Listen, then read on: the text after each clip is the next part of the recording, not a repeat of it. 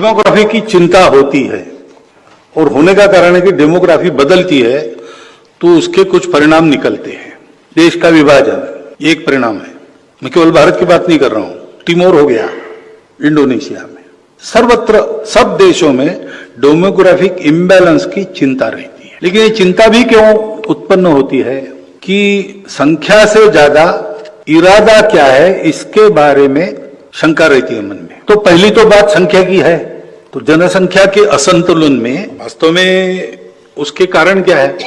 पहला कारण है मतांतरण, कन्वर्शन, जो भारतीय परंपरा का हिस्सा नहीं है। और कैथोलिक चर्च के लोग हमको बताते कि हम नहीं करते, तो कहीं ना कहीं क्रिश्चियनिटी में भी उसको ठीक नहीं माना जाता, ऐसा एक प्रवाह है। और परसों उलेमाओं से बात हुई तो उन्होंने हमको बताया, मदरसों के टीचर्स से बात हुई कि इस्लाम में भी मना है।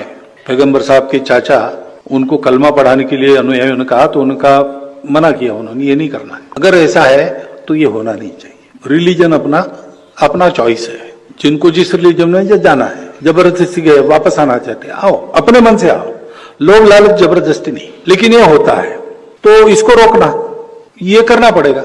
दूसरी बात है घुसपैठ।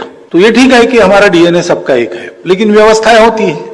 अब यूरोप में भी 3-3 देश 4-4 देश ऐसे हैं जो समान एंसेस्ट्री रखते हैं, लेकिन देश एक व्यवस्था है, उसकी सीमा होती है, उसमें आना जाना।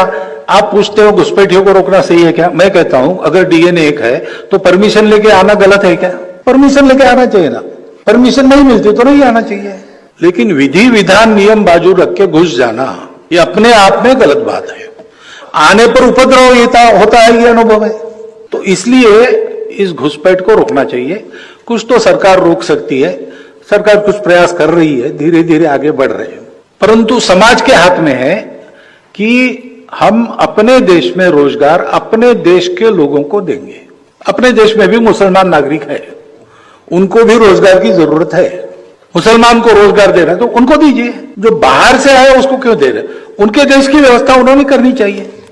या फिर है परमिशन लेकर आकर जॉब करने वाले लोग सब देशों में है, हमारे यहां भी ऐसे हो सकते हैं। तो इसलिए अवैध लोगों को पहचानना, अगर सुरक्षा के कुछ बातें उसमें से खड़ी होती है तो रिपोर्ट करना कि ये लोग अवैध है, आप उन पर निगरानी रखिए और उनको देना नहीं रोजगार, ये हम कर सकते हैं।